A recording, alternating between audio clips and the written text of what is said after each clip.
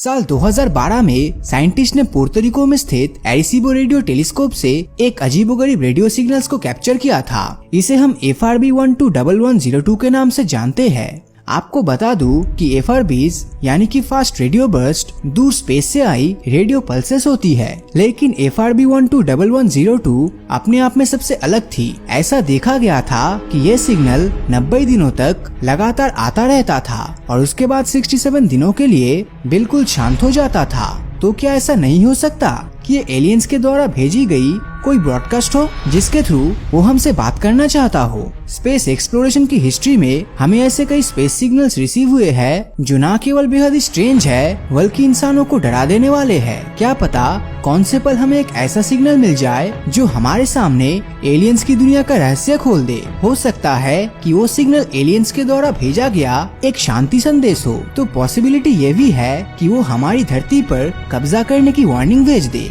वैसे क्या कभी आपने सोचा है कि हम ये स्पेस सिग्नल्स कैप्चर कैसे करते हैं? Search for extra terrestrial intelligence यानी कि SETI एक ऐसी ऑर्गेनाइजेशन है जो दूसरे ग्रह पर रहने वाले इंटेलिजेंट एलियंस और उनके भेजे हुए सिग्नल्स के बारे में दिन रात रिसर्च करती रहती है। अमेरिका के कैलिफोर्निया में स्थित एलन टेलीस्कोप एरे में इस काम के लिए 42 सैटेलाइट डिशेस लगी हुई है, जिनमें से हर एक डिश करीब 6.1 मीटर डायमीटर की है। एलन टेलीस्कोप एरे की तरह ही दुनिया के अलग अलग कोने में कई रेडियो टेलीस्कोप एस्टेब्लिश किए गए हैं, जिनका काम हर दिन स्पेस से आने वाले हजारों और लाखों रेडियो सिग्नल्स को रिकॉर्ड करना और उन्हें डिकोड करना होता है। जी हाँ, ये यूनिवर्स देखने में आपको शांत लग रहा होगा, लेकिन ऐसा बिल्कुल भी नहीं है। इन रेडियो टेलीस्कोप्स को यूनिवर्स में मौजूद पल्सर्स, क्वेज़ार्स, इंटरस्टेलर गैस पार्टिकल्स और सोलर विंड और धरती के मैग्नेटोस्फीयर की टक्कर से प्रोड्यूस हुई कई रेडियो सिग्नल्स मिलते हैं। लेकिन इन टेलीस्कोप्स का एल्गोरिदम इस नॉइज में से उन्हीं सिग्नल्स पर ध्यान देता है जिनकी रेंज ऑफ फ्रीक्वेंसीज काफी कम होती है,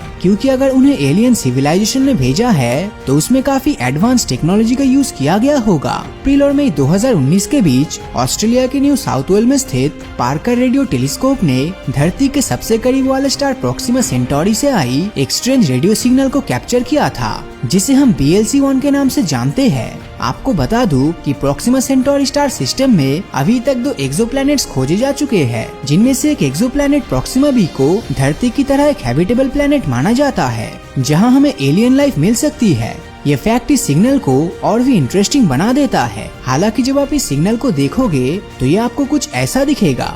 करीब 26 घंटे तक रिसीव हुआ ये सिग्नल 5 बार रिपीट होता है और इसकी फ्रीक्वेंसी 980.002 मेगाहर्ट्ज है। सुनने में ये आपको बहुत ज्यादा लग रहा होगा, लेकिन आपको बता दूं कि इतनी फ्रीक्वेंसी में एलियंस हमारे लिए ज्यादा से ज्यादा हेलो ही भेज सकते हैं। अब सवाल उठता है कि क्या हमें एलियंस का रिप्लाई करना चाहिए और क्या हम इंसानों ने कभी एलियन से कांटेक्ट करने की कोशिश की है? साल 1972 और 73 में नासा के द्वारा स्पेस में भेजे गए पायोनियर 10 और 11 स्पेसक्राफ्ट आज सोलर सिस्टम के आउटर बाउंड्रीज पर है और एक दिन उनको पार करके दूसरे सोलर सिस्टम में भी एंटर हो सकता है। इन स्पेसक्राफ्ट के साथ ऐसी फोटोज भेजी गई है जिनमें हम इंसानों के पिक्चर्स बने हुए हैं और हमारी गैलेक्सी के सेंटर से धरती की दूरी को भी दिखाया गया है। वैसे क्या आप वॉयेजर गोल्डन रिकॉर्ड्स के बारे में जानते हैं? ये 2 फोनोग्राफ रिकॉर्ड्स हैं जिन्हें साल 1977 में वॉयेजर 1 और वॉयेजर 2 के साथ स्पेस में भेजा गया था। इन रिकॉर्ड्स में धरती की फोटोज, यहाँ के अलग अलग नेचर और ह्यूमन साउंड्स, दुनिया की 55 लैंग्वेज में लिखे गए ग्रीटिंग मैसेजेस, उस समय की UN सेक्रेटरी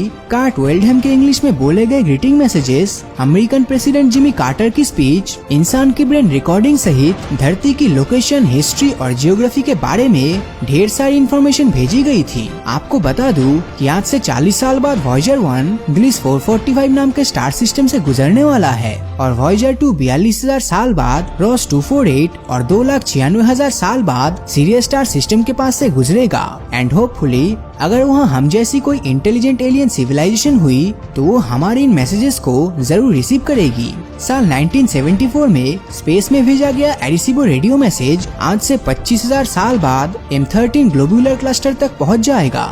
इसे फ्रैंक ड्रेक और कार्ल सेगन ने लिखी है। इस मैसेज के 1679 बिट्स डेटा में बाइनरी कोड के फॉर्म में इंफॉर्मेशन को एन्क्रिप्ट किया गया है। जिसे डिकोड करने पर हमें कुछ ऐसी इमेजेस मिलती है। देखने में ये इमेज आपको किसी बच्चे की ड्राइंग लग रही होगी, लेकिन इसमें हमारे सोलर सिस्टम से लेकर हमारा प्लेनेट, इंसानों का बॉडी स्ट्रक्चर, हमारा डीएनए कोड और हमारा नंबर सिस्टम तक समझाया गया है। लेकिन यहाँ बड़ा सवाल ये है कि क्या इन मैसेजेस को रिसीव करने वाले एलियंस इतने एडवांस होंगे कि वो इन मैसेजेस को डिकोड कर ले? आई गेस अगर वो इन्हें रिसीव करने की टेक्नोलॉजी रखता है तो वो इन्हें डिकोड भी जरूर कर लेंगे। धरती से हम एलियंस के लिए जो भी सिग्नल्स भेजते हैं उन्हें ऐसे प्रोड्यूस किया जाता है कि वो नेचुरल रेडियो सिग्नल से बिल्कुल अलग लगे और आसानी से पहचाना जा सके। लेकिन सबसे इंटरेस्टिंग सिचुएशन तो वो होगी अगर एलियंस हमारे इन मैसेजेस का रिप्लाई कर देते हैं। ऐसे में जहाँ एक तरफ दुनिया भर के साइंटिस्ट उन मैसेजेस को डिकोड करने में लगे हुए होंगे तो दूसरी ओर आम जनता में दहशत का माहौल होगा।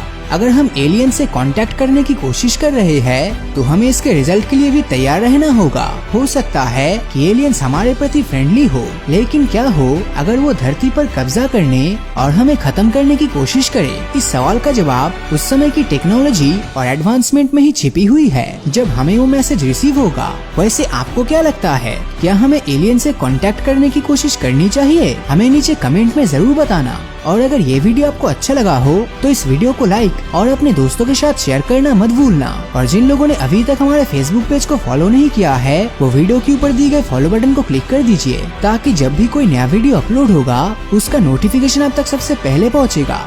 तो मिलता हूँ आपसे अगले वीडियो में, और हमेशा की तरह थैंक्स फॉर वॉचिंग।